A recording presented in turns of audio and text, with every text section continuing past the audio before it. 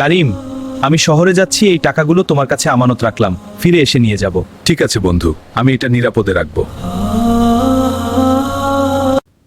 চিন্তা করো না হাসান, তোমার আমানত আমার নিজের সম্পদের থেকেও বেশি নিরাপদ থাকবে।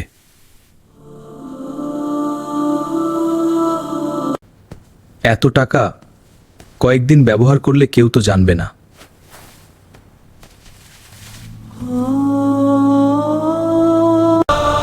শুধু ধার নিচ্ছি, পরে ফেরত দিয়ে দেব, এতে সমস্যা কোথায়?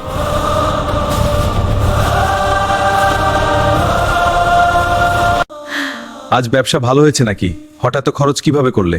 হ্যাঁ, আজ ব্যবসা ভালো ছিল। খুব সুন্দর, এরপর সাবধানে খরচ করো। ঠিক আছে, পরের বার দেখে খরচ করব। কেন জানি মনটা অদ্ভুত ভারী লাগছে, যেন কিছু ভুল করেছি।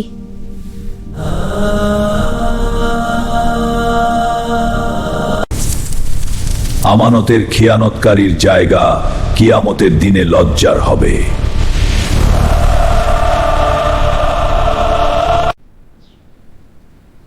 এটা শুধু স্বপ্ন নয়, এটা আমার বিবেকের চিৎকার।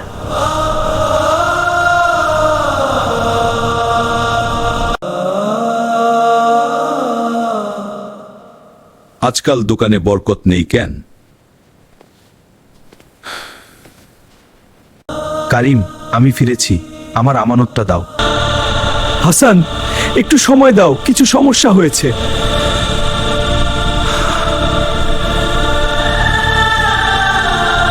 তোমাকে বিশ্বাস করেছিলাম, তুমি কি সেই বিশ্বাস ভাঙলে?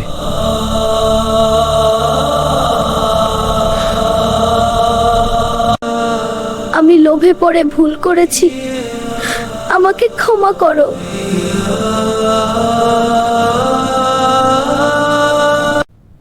আমানত রক্ষা করা ঈমানের অংশ, আর খেয়ানত মুনাফিকের লক্ষণ।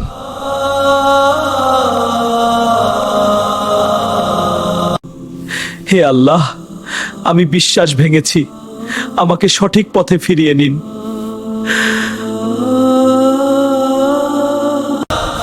আজ আমি নিজের সম্পদ বিক্রি করেও আমানত ফিরিয়ে দেব।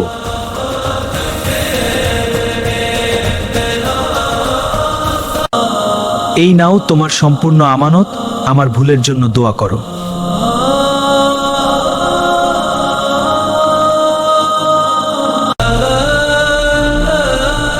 আজ থেকে আমানত আমার কাছে শুধু টাকা নয়, এটা ঈমানের পরীক্ষা। ভুল সবাই করে, কিন্তু যারা সংশোধন করে তারাই সত্যিকার মানুষ।